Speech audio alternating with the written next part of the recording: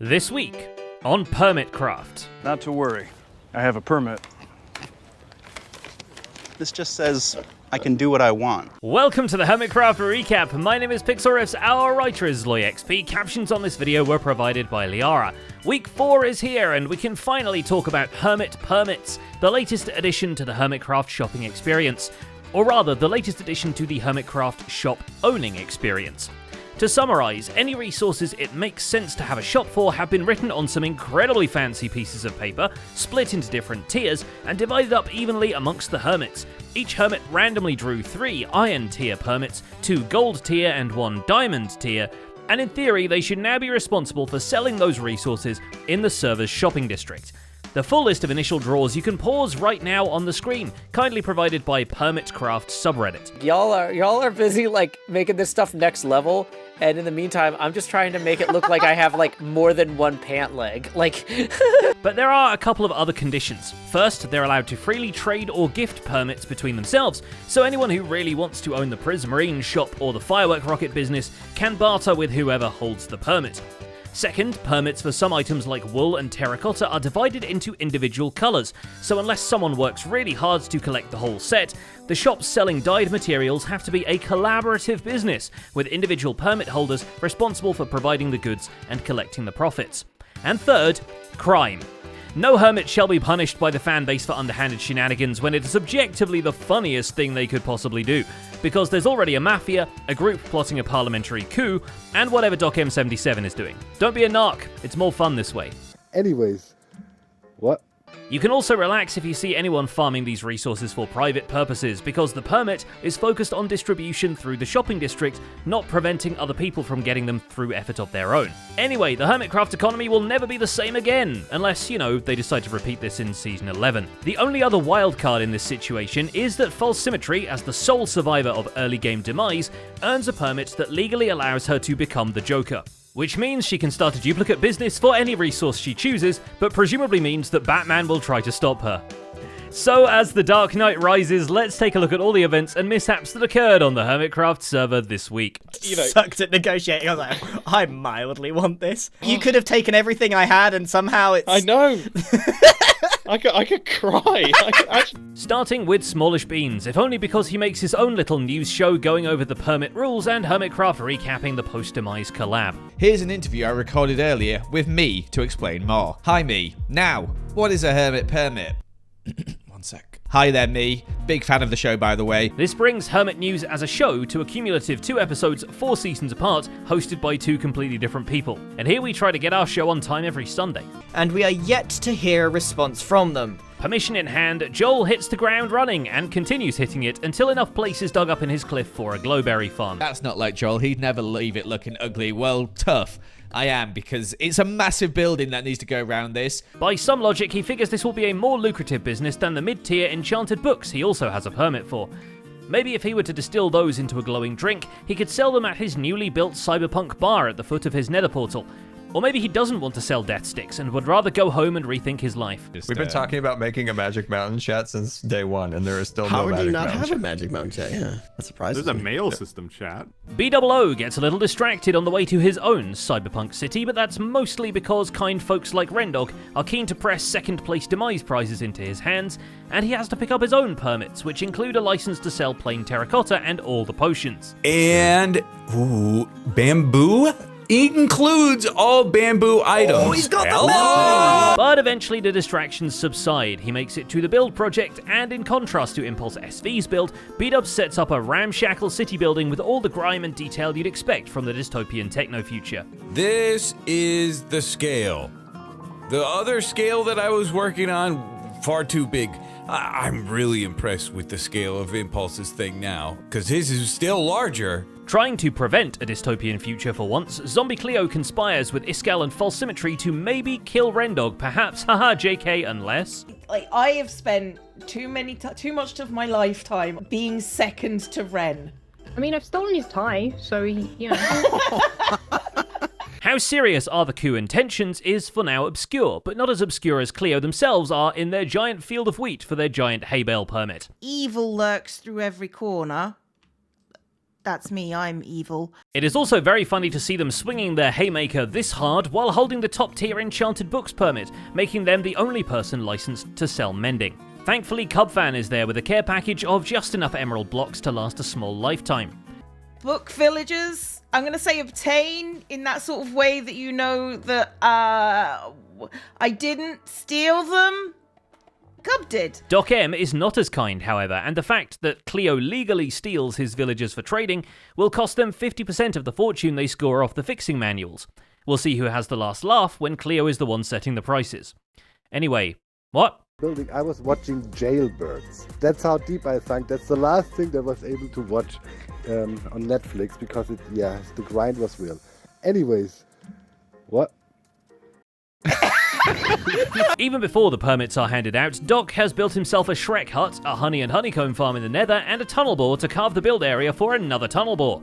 Something boreception. And you know what the most amazing thing is about the whole tunnel bore? Not a single one of these blocks are used. Most of them are already fully automatically made. But his permits sorely lacked something he seemed fixated on from the beginning. So he trades away the rights to magma and blaze rod sales with Zedaf to acquire 2 wood types, buys the permit for 2 more from Mumbo in exchange for 50% of profits, and agrees to supply Joe's oak and birch store from what promises to be a fairly spectacular multi-tree farm. Doc wouldn't call it a monopoly, but then he called his video monopoly, so draw what conclusions you will. But not too early to make great deals, my friend.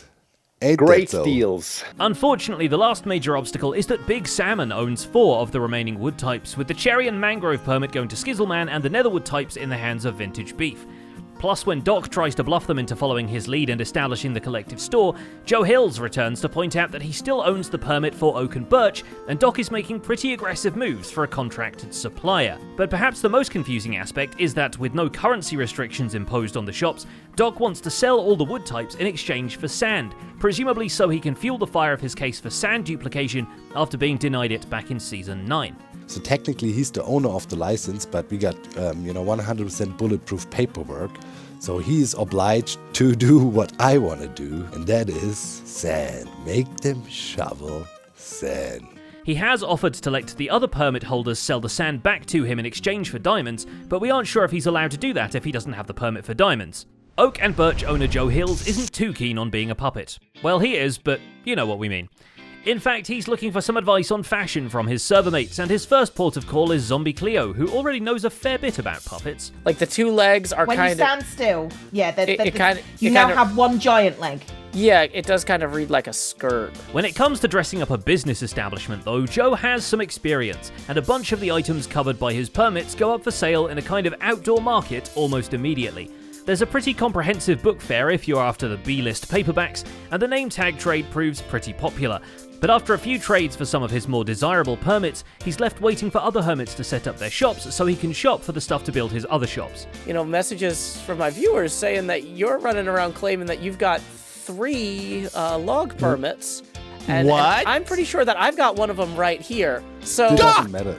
Doesn't matter though, because, I own them.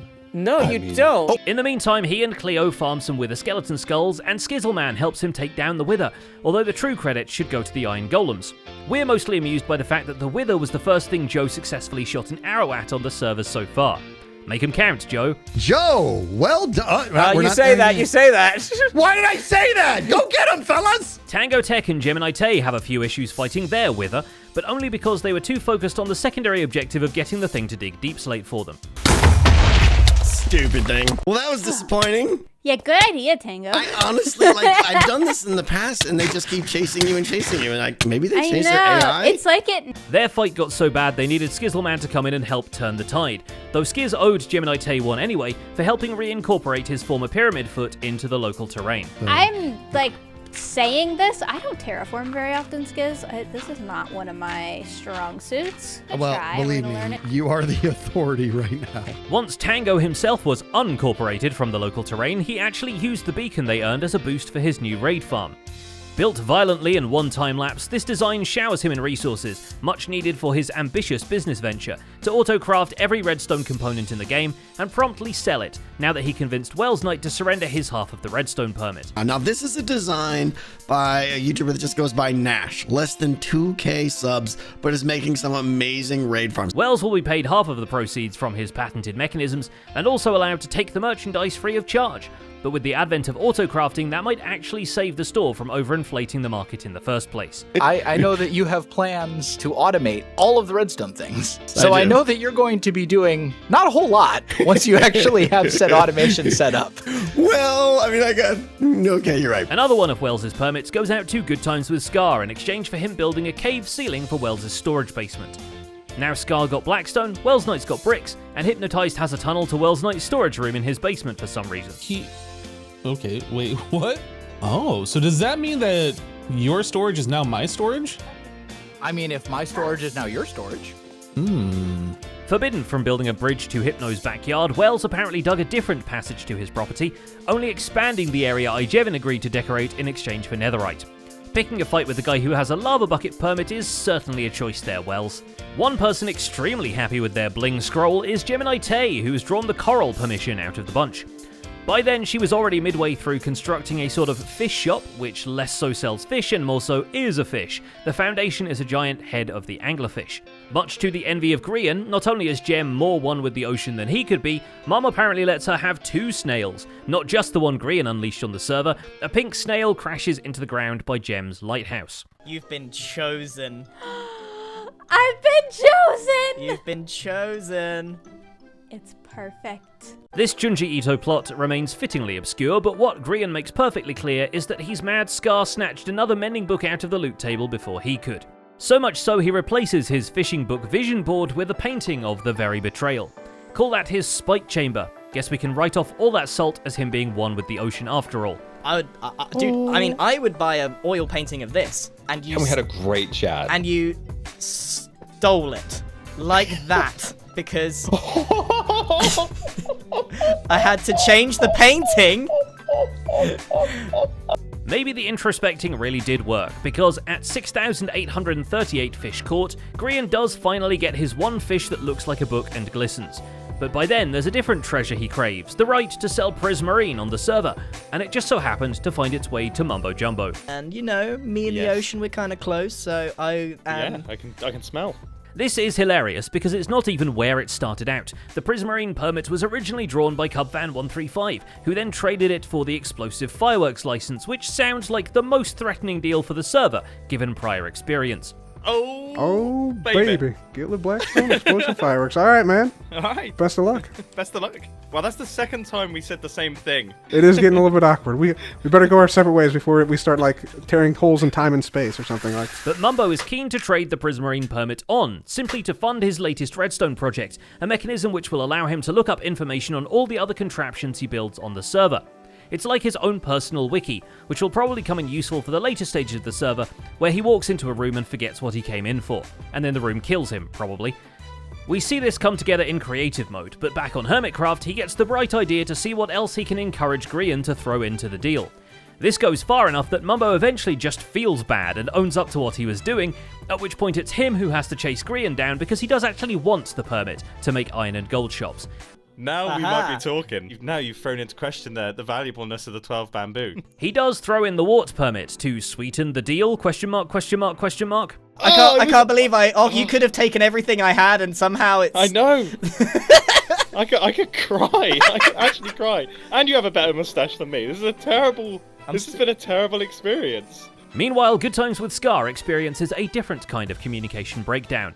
Having read the Canadian Prince email Etho has sent him, Scar really does throw caution to the wind and 5 diamonds to the him. Hello there, Etho. Did you get my package? So I was about to go check on that, because I haven't. Oh, do you want to go look together? However, the dubious payment gets lost in the mail, and shady as Etho is, this really is just the rail system glitching out. Thanks to Scar, they fix his mailbox proper and even get a shulker box from Postmaster Pearl for troubleshooting the information nether highway. Oh, thank you. As I said, the postmaster is wise and generous and great builder. Look at this. Inspired by this whole rail operation, Scar comes back to his own steaming engine and adds a fish tank wagon to the end of the train, where live fish coexist peacefully with the dead cow being rotisserie just behind the tank wall. The fish may also be boiling slowly. Let's just call it a soup cistern. Pearl has been hooking people up to the mail matrix all week, and it helps that she's got her outfit on point. After fixing the bundle's branding issue by reskinning it as a mailbag, she hands one out to both the other postal workers and starts bundling stamps for the server to test out as they get hooked up to the network. Honestly, it's worth it just to meet the mascot pigeon. Do you want me to hold the chest open? Oh. Yes, please. I would like to see this little tiny... Oh, there you go. Oh, look at it. That is adorable. How many bunnies had to die in the making of this little cute thing that we call? I've only killed 7 bunnies. After a few redesigns, Pearl also sets up a wall to indicate who has a mailbox available to send to, and sets up several more walls to enclose her personal enchanting setup in an adjacent outbuilding to her starter house. The permits she obtains are a mixed bag, but she trades the smithing template permit for Doc M's dyes and flowers after stumbling upon him building a giant hourglass. These are the days of our lives. I get you. You wanted it, so please take it off my hands. By contrast, Cubfan begs to dream and differ. Particularly, he dreams of people using firework rockets to, I guess, communicate? Communicate the fact that they have firework rockets? In fact, guys, I have a dream about explosive fireworks. I see a sunset. A single firework goes up at someone's base, followed by another firework, and another firework, and another firework, and another firework, and the crescendo of fireworks ascends to the heavens across the Hermitonian landscape. I think you can already do that with just dispensers instead. But what you can also do with dispensers is the cool custom fireworks autocrafter Cubfan finally has an excuse to put together. The many variants of the rockets make for a dizzying array of options, but with an adjustable factory, Cub can cut down on stuffing gunpowder into various sky shapes by just letting the autocrafters do that. A necessary element here are of course the paints for the patterns, but Cub has already taken care of most with a flower farm, and by now has made a zero-digging squid ink farm simply by throwing a live guardian in the river and letting an allay gather whatever squid chunklets surface. Having gotten her hands dirty in the neighborhood crop farms, Stress Monster seizes the opportunity when the permit dispenser lands her with the rights to distribute packed mud. She figures Rendog is using it enough that it'll be worth supplying immediately, but in the process also gets clarification that this includes regular mud, muddy roots, and mud bricks. So when she sets up the mud hut to put the blocks on sale, Corrales is a keen customer. You know what? I'm gonna get 3 stacks. Hey! Perfect. This is a robbery. You know that. Well, I don't know yet, Super Corrales, expensive. alright? This is a robbery. All that packed mud puts her farming skills to the test though, so she decides to pass that test on to some farmer villagers, experimenting with the most effective way to get wheat from geezers. The final design gets added to a tower attached to her base, stylized after her Season 6 ice fortress. Oi, make me a cat. I don't know what the conditions are. In the meantime, she had time to raid an ancient city with Iskall and go end busting with Iskall and Rendog. And the busting of Rendog continues when she and Iskall decide to relocate Perry the Platypus to Ren's base, where he fits in surprisingly well with the colour scheme. It's the same colour palette as his build. Look at his beak. What did you do? It's like, Why have you done that to him? Considering he's not the one masterminding the permits, Rendog's ministry now feels a bit less like national leadership and a bit more like local council. But Ren himself is doing a good job of keeping the neighbours happy, trading the rights to Honeycomb to Corrales for the Skulk and Skulk Veins permit, which Ren feels will fit his sci-fi aesthetic better. You know So, what? anyway. First of all, as I said, I love this place. Thank you. Let me just so I can see your face. So, Hi. as I said, I do love. This is a robbery. Meanwhile, he trades the rails off to Doc M in exchange for pots and sherds, which Doc just doesn't want to dig out of the sand. By contrast, Ren has been digging all kinds of significant materials as he sets up his storage module, not least the block at the exact 000 point of the world, which he promises will be used for a Gigacorp storyline once he figures out what that is, and a block of bedrock in the nether, which leads him down toward a convenient crossroads for a wither skeleton farm, the better to fulfill his diamond tier obligation of selling beacons to the masses. Not too happy about seeing some blazes and some ghast action over here, though. I must say that's not great news. Azuma Void breaks into the end game once he digs up enough netherite to last him a season. That's not all his nether side business, however, since X gets a sneaky idea to capitalise on the nether hub's popularity by putting his compact sheep farm where the chunks with it would be frequently loaded. Okay, I missed it. It just ate another bit. You can see there's grass there. It's going to eat that before it ever eats the grass block down below. To compensate for that, this really is a sheep farm, sheep being singular. X only puts one sheep of each of his designated wool colours, grey and lime, so it's not the true return of the Season 2 Devil Sheep, and Keralis isn't there to witness it anyway. A different strategy goes into making sure the copper he will be selling is oxidised. No giant redstone block mover this time, but it does take a big area to age up the initial pile future metal will be oxidising on. Usually I'm like even further along in the tech tree by now, but I literally just enchanted my gear 2 days ago. Wow. I mean, I did that day one. Vintage Beef lands a couple of strong permits in both Warped and Crimson Stems and Shulker Boxes, with the caveat that the latter doesn't prevent other shops from packaging and selling their goods inside a Shulker Box. So it's like you buy an item and you get a Shulker Box with it anyway. However, where do you think all those shop owners are going to get all those Shulker Boxes? From me. Naturally, there's a little friction from Doc M on the Warped and Crimson side, but at least Doc isn't trying to pallet swap his farmhouse. On that score, we get to enjoy the aftermath of Iskall exploring his fish tank house interior, Beef introducing him to the tiny studio apartment he built for Iskall in the attic, and also a deliberately slow replacement horse. Beef! He's not the greatest jumper, but he's got potential. Beef, you've gone out of your way to get me a garbage horse. Not garbage. Don't say that. He's listening. He's right there. Oh, he's so sad about it. Look how slow he walks too. By the time Beef has raised a barn in the area, though, we're less anxious about Iskall rebuilding it in pink later, because Beef gives him an actual fast horse bred from Keralis' stock, and Iskall transfers ownership of the pink farmhouse to Beef. So if they haven't officially buried the hatchet, Beef at least has permission to use it to chop the house down. Iskall, in the meantime, has used it to cut his hair and his beard to see if anyone will notice. It takes a surprising amount of hermits to catch on to how uncanny he looks with a Van Dyke and a bowl cut, but at least there's a family resemblance to the statue person he builds inside his chest monster. He's procrastinating from cleaning it up in a very productive way though. Having secured the permits for both TNT and flight rockets, naturally Iskall sets up a whole creeper farm industrial complex by his base, so it can stay loaded whenever he or anyone else from the neighborhood is around. And once it's dressed up in a cartoon industrial style, he attaches modular buildings that will provide a compacting area and a crafting area. Well, I've had a couple of explosions today. This is why I'm not a tutorial person. I don't know where I was now. Once he has to start selling cut grass, though, you might want to check he doesn't use the gardening shears to cut even more of his hair off. Though we'll probably see Zedaf pulling his hair out instead. As usual, Zed is here to make Minecraft more interesting and his life more difficult, and this week he puts his special touch onto the enchanting table. Seemingly aiming to make the single most inconvenient library on the server, Zedaf makes bookshelves that only move into the range of the magic desk if you put lapis into the floor in front of them. What's more, one of these bookshelves is secretly the trigger that, when activated, will reset all the bookshelves to their retracted state. This trigger is chosen at random every time the game resets, and even if he does pick a successful combination, the game will return to the off state after a while. Basically, he's playing bookshelf roulette every time he wants a full level 30 enchant, which will be a lot, because the enchantments themselves are also randomized. That, my friends, is a gamified enchanting table. All of this has been without a shopping district, which has made it very, very tricky to get the materials I needed. I have begged, borrowed, and stolen. No, I haven't stolen anything. Well, I kind of have. Now that he's no longer in danger of being exploded, XB Crafted sets about building an upgrade to his starter house, built into the cliffside opposite Keralis' cabana. XB has risen from the ashes, and he's going all Stark Mansion.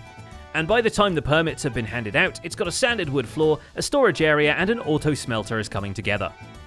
XB's permits for cyan and black wool are very on brand, but his main gig is going to be providing food, so he kicks off with some automated melon and pumpkin farms and arranges a set of farmer villagers to pick the basic crops, which all goes fine until they glitch through the farmland and end up one nudge away from disaster. And then once it's irrigated, we'll have to plant things. I think we're gonna go here. Oh. Across the river, Keralis is just impressed it took him this little time to restore after the tactical nuke they both got launched on. Though not hunted for sport, Keralis nevertheless puts a sizable hole in his backyard. a sort of a fishing pond for personal enjoyment, as opposed to the whole river on the other side of the estate. Maybe your life in that got scared off by the TNT poachers. You even sit here and just enjoy. Okay, mistakes were made. The eating facility was placed just outside outdoor toilet, but it is what it is. They even got a refrigerator. The sizable hole near Impulse's base gets filled up with cactus farms, so he and Skiers can withdraw from an XP bank whenever they want. But of course they'll need fuel for all that green, and so they set up a kelp farm right next door for auto-crafted kelp blocks. And we are getting some extras as well, which is what we want. All this activity means we don't see Impulse going to work on his permits right away, but he's at least happy that Quartz will be his main gig. In the meantime, he recalibrates his piston door to listen for the sound of armor equipping instead of eating chorus fruit, so he can now doff his hat to open the vault, really putting the door in tips for Dora. It helps when he's got to let the Postmaster General in so she can hook him up to the mail system. Oh, the unveiling. Okay, a little bit of decoration still needed. And finally, there's Skizzleman, who you can also see raiding an ancient city with Tango and Impulse if you want more perfectly cut off screams. Skiers will at least be able to use all that green dye they're cooking for his green wool permit, though it might not pass for the emerald blocks. And we've already covered his confrontation with Doc M over the mangrove and cherry permit, although what we haven't mentioned is how seriously Skiers treated his commercial responsibilities. He already had a shop running shortly after securing that portion of the logging industry. Mangrove sucks, and I actually wrote coming soon because, well, I got nothing. I actually had some, but I had to use it to design whatever I got going on here. He even gets the first music disc for his record store, although the vinyl RNG could have been better. Yeah! Woo! Give me that record. All right, what did I get here? I got, this thing looks like garbage. And that's about it for this week's recap. Our writer is LoyXP, and my name is Pixel Riffs. Captions on this video were provided by Liara. Don't forget to leave a like while you're still here, and subscribe so you won't miss future recaps. Thanks for watching, and we'll see you next week.